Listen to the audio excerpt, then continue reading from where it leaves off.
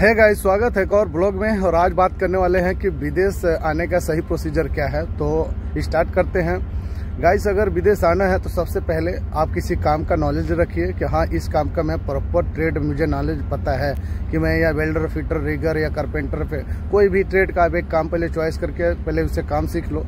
काम सीखने के बाद आप उसका एक्सपीरियंस लो। एक्सपीरियंस के बाद उसका सर्टिफिकेट वगैरह सब बना लो और पासपोर्ट जो है वो कंप्लीट कर लो। वो सब कंप्लीट करने के बाद आप किसी एजेंट या किसी जान पहचान वाले के माध्यम से एजेंसी में जाके आप इंटरव्यू दो।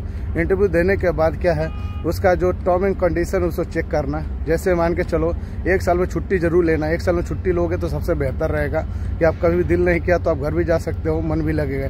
1 साल ओवर होता है। और प्लस सैलरी जो है ठीक ठाक लेके आना। सैलरी कैसी होनी चाहिए ये चीज़ क्लियर कर लेना। कम से कम 30-35 या 8 घंटे की ओवर टाइम लेके 40-50 हज़ार रुपया है। और दूसरी चीज़, इमरजेंसी छुट्टी भी ये जरूर क्लियर कर लेना कि इमरजेंसी अगर 1 साल के अंदर मुझे आना पड़ा तो 1 साल में मुझे इमरजेंसी छुट्टी मिल सकता है कि नहीं।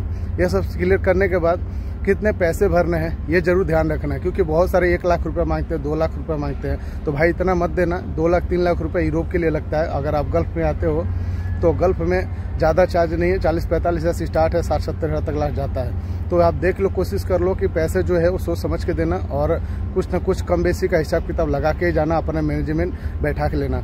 और अगर आप पैसे आपके पास नहीं है तो भाई पैसे का बंदोबस्त पहले कर लेना, तब आप करना काम। ये नहीं कि किसी से उधार लेके, मैं इंटरेस्ट पे पैसा लेके, ब्याज पे लेके और आप पैसे को फिर यहाँ पे इन्वेस्ट करके सब विदेश आओ। कि विदेश की जो नौकरी होती है वो गारंटी नहीं होती है। आप समझ रहे हो ना, गारंटी नहीं होती है। वो कभी भी किसी टाइम आपको भेज सकता है। अब आए हुए 2 महीने हुआ, 2 महीना में भेज देगा। मगर आप सोचो 2 महीने में आपको पैसे कहाँ से आएंगे। तो ये सब चीज़ ध्यान में आराम से तब यहाँ पे आना।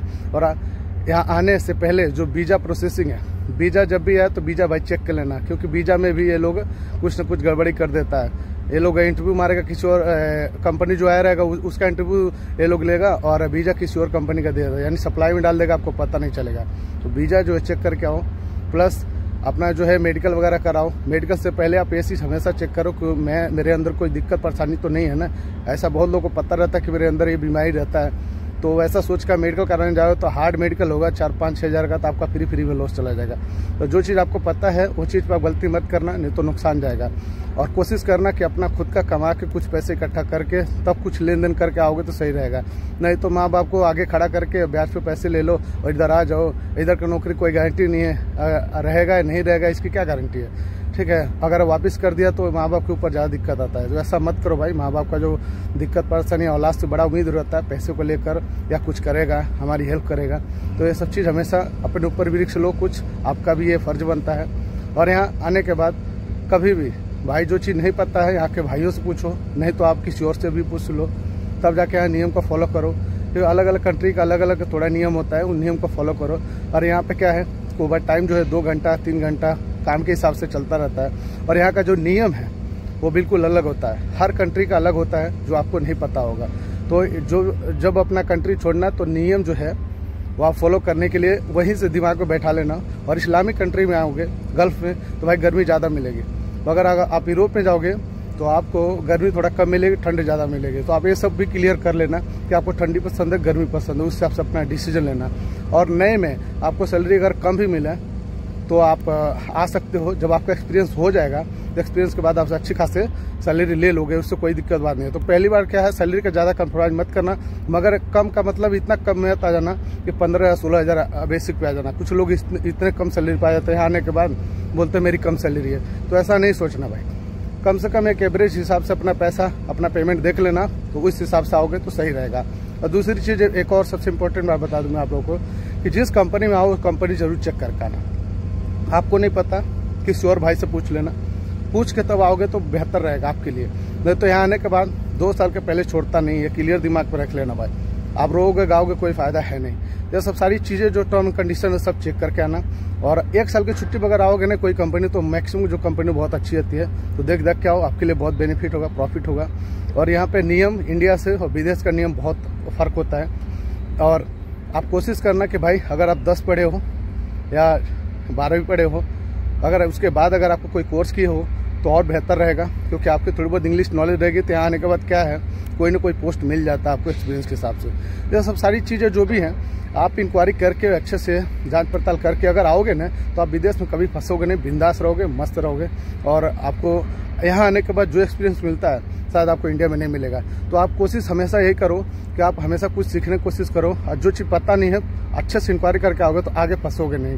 तो ऐसा कुछ नियम जो भी आपको अगर ऐसा लगे, जैसे मान लो मैं विदेश के बारे में जानता हूँ और कभी ऐसा होता कि नहीं जानता हूँ, तो इसमें कन्फ्यूज होकर बंदा बस विदेश सोच के कंपनी चेंज करके किसी कंपनी में आता है, यहाँ आने के बाद जानते हो कितना दिक्कत होता है, बहुत मुश्किल होता है। और गाइस सबसे इम्पोर्टेंट बात मैं बता दूं कि खाना जो है भाई अगर वहाँ से क्लियर करके आना कि खाना जो है फ्री रहे, बनाना ना पड़े, नहीं कि यहाँ आके बनाओगे भाई तो ये अगर गल्फ कंट्री होगा तो बहुत ज़्यादा गर्मी होती है, इतना ज़्यादा गर्मी होती है 50-60 डिग्री सेल्सियस चला जाता है कि आप एकदम परेशान हो जाओगे। और एक कैंटेनर में तकरीबन 50-60-70 लोग एक साथ खाना बनाते हैं। सोचो उसमें 50-60 लोगों का गैस जलेगा, आग का भी चांस होता है, आग लगने का, हीट भी रहता है, तो दुनिया भर का दिक्कत परेशानी होता है। और एक टाइम खाना बनाओगे ना 3 टाइम खाओगे, सोचो, क्योंकि आप सोने के लिए बड़ा दिक्कत होता है। यहाँ पे 4-4:30 बजे अब 3:30 बजे जगना पड़ता है। तो ये सब सारी चीज़ें हैं खाने को लेकर। आप बनाने वाला जो झंझट हो वो लेकर पालना है भाई। खाने का जो बनाने का सिस्टम फ्री ऑफ कॉस्ट पे आना है, यानी जो कंपनी का सिस्टम में ऐड हो वही भी आना है, यानी खाना फ्री चाहिए बना बनाया। ये सब सारी चीज़ें क्लियर करके आना भाई। और एक चीज़ सबसे इम्पोर्टेंट चीज़ मैं बताता हूँ आप लोग को कि अगर आपके भाई कोई केस हो, आपके ऊपर कोई FIR हो या पुलिस केस वगैरह हो, तो भाई अब विदेश मत आना, कोई फ़ायदा नहीं है। ये क्लियर कर जान लो भाई, क्योंकि आओगे पुलिस केस रहेगा तो आपको दिक्कत बहुत ज़्यादा होगा, आगे चल के फिर आप अप्लाई करने से कोई फ़ायदा नहीं होगा। तो ये सब जितने भी इम्पोर्टेंट चीज़ें हैं आप किसी जानकार बंदे से पूछ लो, नहीं तो समझ में आए आपको तो आप डायरेक्ट कमेंट कर दीजिए, मैं आपको रिप्लाई दे दूंगा।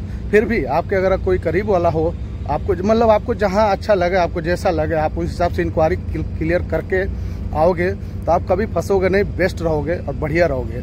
और पहली बार चक्कर में जब भी विदेश आओ भाई तो एक चीज़ नोटिस कर लेना कि ये चीज़ मत सोचना कि मैं आ रहा हूँ यहाँ पे पैसे बहुत कमाऊँगा ज़्यादा, ये मत देखना, एक्सपीरियंस लेना। एक्सपीरियंस ले लोगे तो यकीन करो आगे चल के बहुत पैसा कमाओगे, एकदम मस्त, आप सोच भी नहीं सकते इतने पैसे कमाओगे।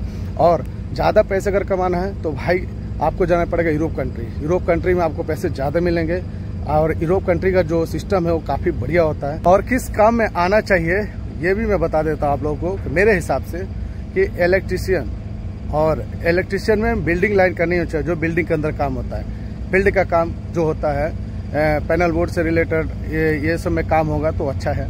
और टेक्नीशियन, इंस्ट्रूमेंट टेक्नीशियन सबसे बेस्ट है, आपको शरीर के ऊपर लोड नहीं आएगा, टोटल दिमाग का काम होता है, बड़ा इजीली काम होता है, समझ गए।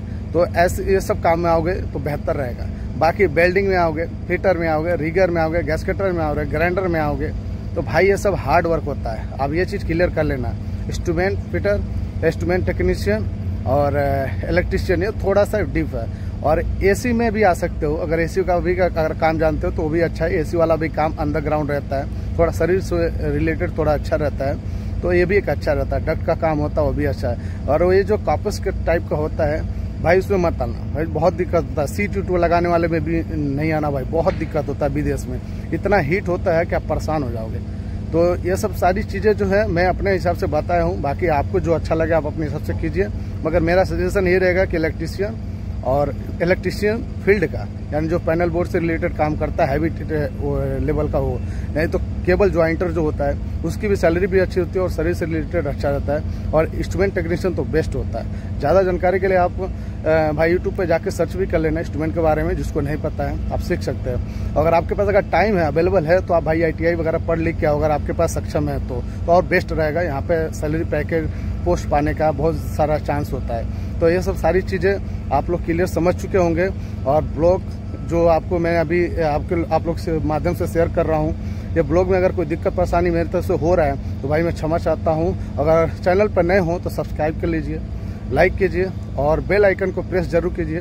इससे क्या होगा कि आपको देश विदेश की मेरे चैनल के माध्यम से जानकारी मिलेगी और जो भी वीडियो मैं अपलोड करूँगा आप तक इजीली पहुँच जाएगा। तो गाइस फिर मिलते हैं एक नए ब्लॉग के साथ।